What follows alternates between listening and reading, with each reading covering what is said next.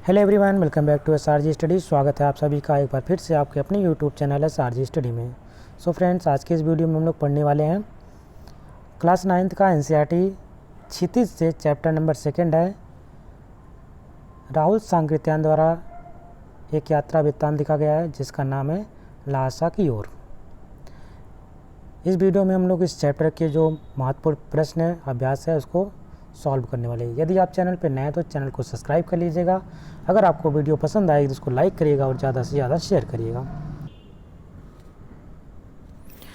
प्रश्न नंबर 1 है, इसमें पूछा जा रहा है कि थोंगला के पहले के आखिरी गांव पहुंचने पर भिखमंगे के वेश में होने के बावजूद लेखक को ठहरने के लिए उचित स्थान मिला, जबकि दूसरी यात्रा के समय भद्र वेश भी उन्हें उचित स्थान नहीं दिला सका, क्यों? उत्तर में लिखेंगे इसका मुख्य कारण था संबंधों का महत्व। तिब्बत में इस मार्ग पर यात्रियों के लिए एक जैसी व्यवस्थाएं नहीं थी, इसलिए वहां जान पहचान के आधार पर ठहरने का उचित स्थान मिल जाता था। पहली बार लेखक के साथ बौद्ध भिक्षु सुमति थे। सुमति की वहाँ जान पहचान थी, पर 5 साल के बाद बहुत कुछ बदल गया था। भद्रवेश में होने पर भी उन्हें उचित स्थान नहीं मिला था। उन्हें बस्ती के सबसे गरीब झोपड़ी में रुकना पड़ा।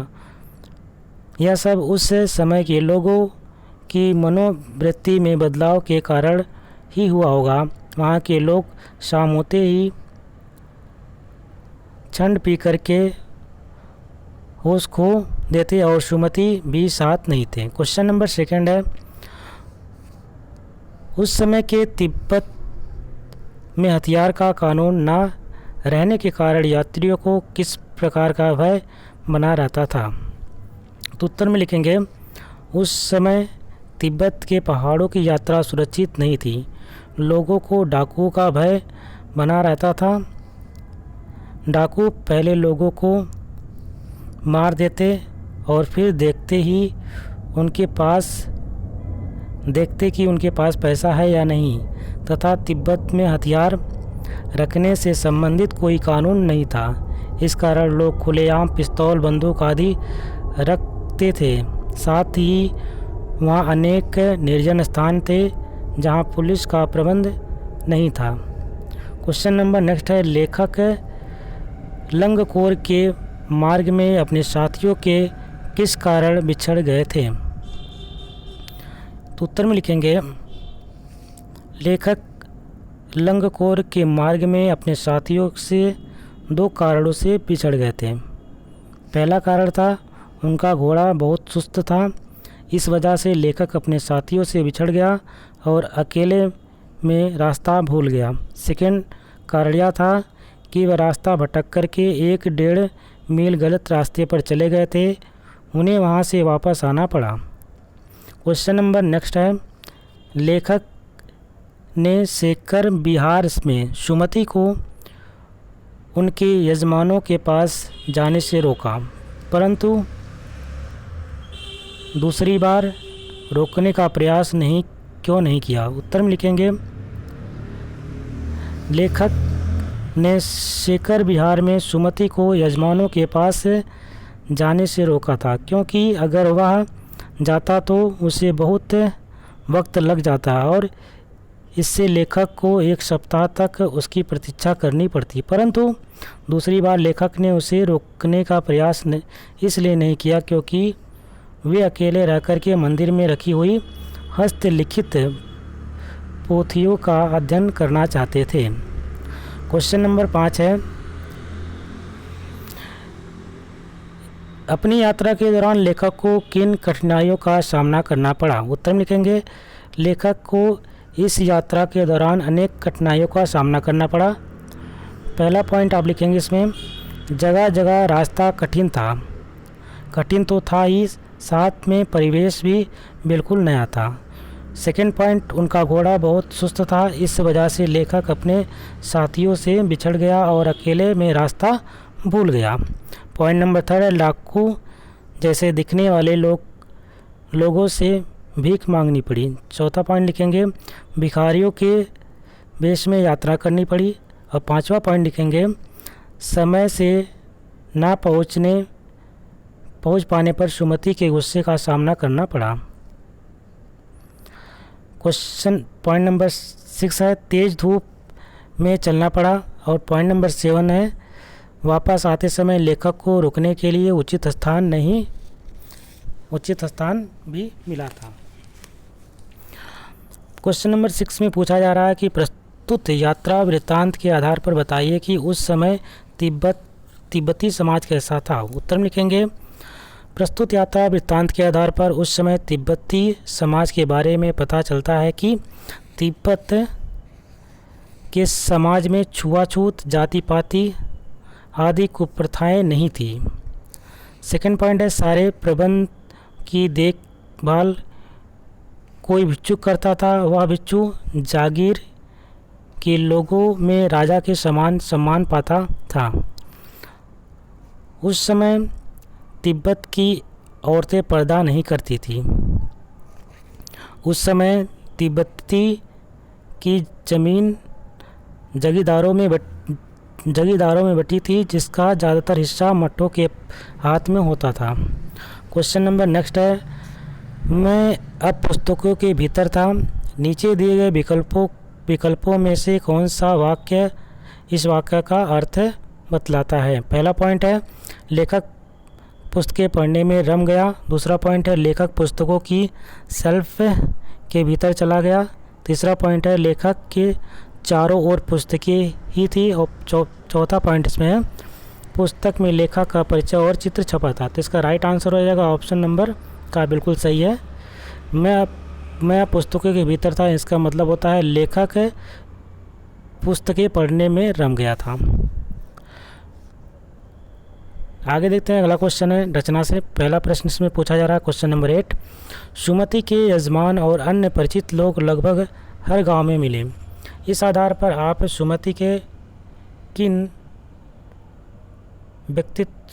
व्यक्तित्व की किन विशेषताओं का चित्रण कर सकते हैं। उत्तर में लिखेंगे सुमति के यजमान और अन्य परिचित लोग हर गांव में लेखक को मिले। इससे सुमति के व्यक्तित्व की अनेक विशेषताएं प्रकट होती हैं, जैसे कि सुमति मिलनसार एवं हंसमुख व्यक्ति था। सुमति के परिचय और सम्मान का दायरा बहुत बड़ा था। सुमति उनके यहाँ धर्मगुरु के रूप में सम्मानित होता है।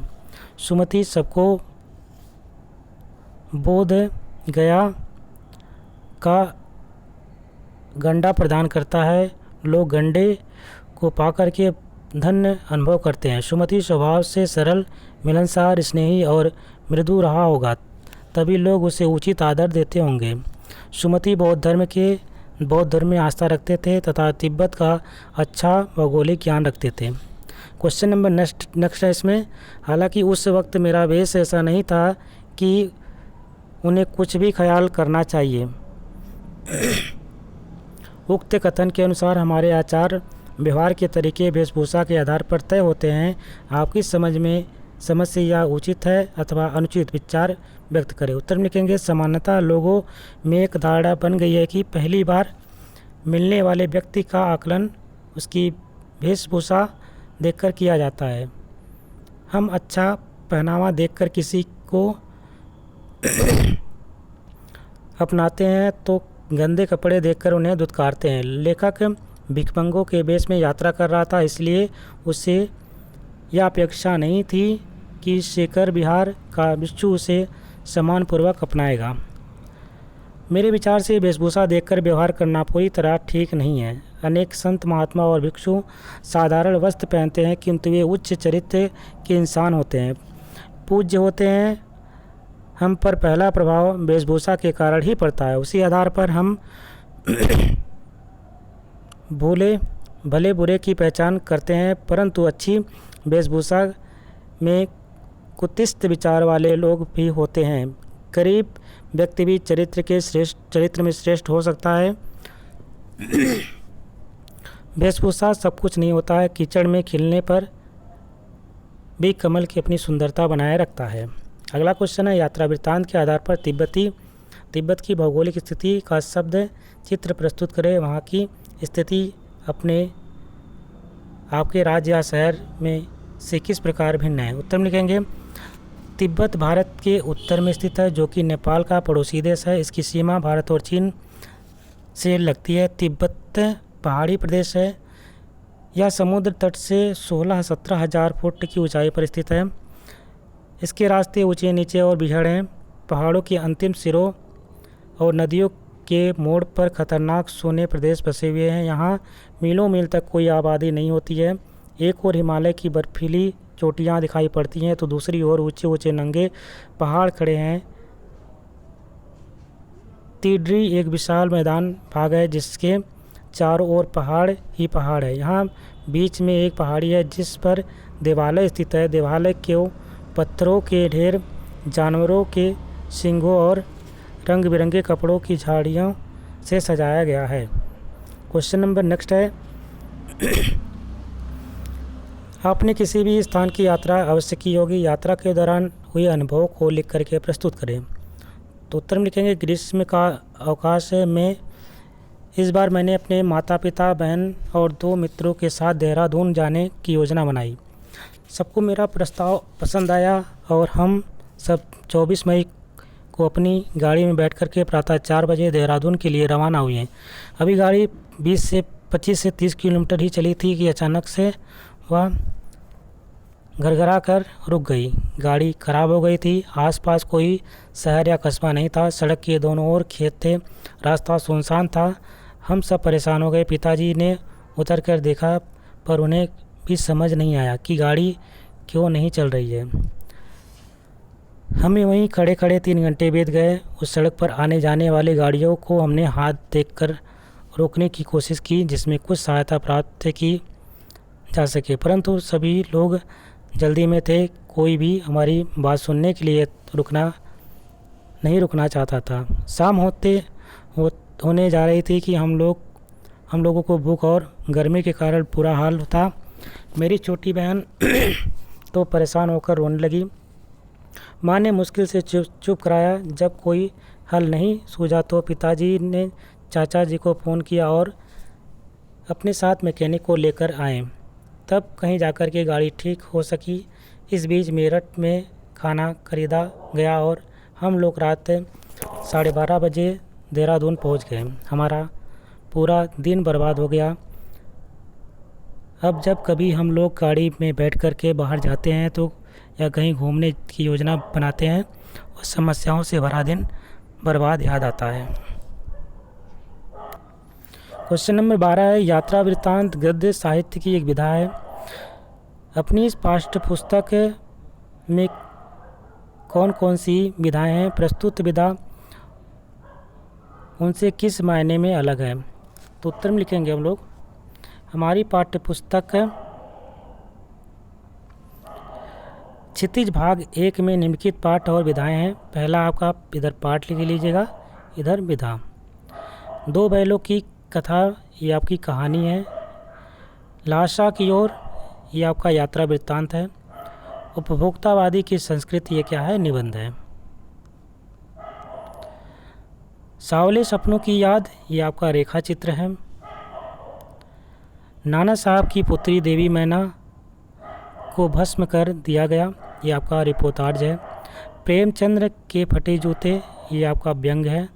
मेरे बचपन के दिन ये संस्मरण है। एक कुत्ता और एक मैना यह एक आपका निबंध है। प्रस्तुत विधा यात्रा वृत्तांत अन्य विधाओं से अलग है। इसका मुख्य विषय यात्रा का वर्णन है। इसमें लेखक ने यात्रा की समस्त वस्तुओं, व्यक्तियों तथा घटनाओं का वर्णन किया है। इसमें मानव चरित्र के अनुभव बहुत संक्षिप्त रूप में आए हैं, जबकि कहानी संस्मरण में मानव वृत्त का चित्रण है। क्वेश्चन नंबर नेक्स्ट है भाषा अध्ययन से किसी बात को अनेक प्रकार से कहा जा सकता है, जैसे कि सुबह होने से पहले हम गांव में थे। पाँव फटने वाला था कि हम गांव में थे। तारों की छांव रहते रहते हम गांव पहुंच गए। नीचे दिए गए वाक्य को अलग अलग तरीके से लिखिए। जान नहीं पड़ता था कि घोड़ा आगे जा रहा है या पीछे। उत्तर में लिखेंगे या पता नहीं चल पा रहा था कि घोड़ा चल रहा है या नहीं, या कभी कभी लगता कि घोड़ा आगे जा रहा है तो कभी लगता कि पीछे जा रहा है। ऐसे शब्द जो किसी अंचल यानी क्षेत्र विशेष में प्रयुक्त होते हैं उसे आंचलिक शब्द कहा जाता है। प्रस्तुत पाठ में से आंचलिक शब्द ढूंढ करके लिखिए। पाठ में आए हुए आंचलिक शब्द कुछ इस प्रकार से हैं, जैसे कि खोटी, राहदारी, कुची कुची, भीटा, थुकपा, गांव गिराव, भरिया, गंडा, कंजूर, चोड़ी। ये सब आपके आंचलिक शब्द कहलाते हैं जो किसी विशेष क्षेत्र में प्रयुक्त होता है, यानी बोलचाल की भाषा में बोला जाता है। प्रश्न नंबर 15 है, पाठ में कागज, अक्षर, मैदान के आगे क्रमशः मोटे, अच्छे और विशाल शब्द का प्रयोग हुआ है। इन शब्दों से उनकी विशेषताएं उभर कर आती हैं। पाठ में कुछ ऐसे ही शब्द छाटिए जो किसी की विशेषता बता रही हो। तो इसमें कुछ इस प्रकार से कुछ शब्द हैं, जैसे मुख्य किसी चीज़ का विशेषता होता है, व्यापारिक विशेषता है, बहुत भी आपका विशेषता है।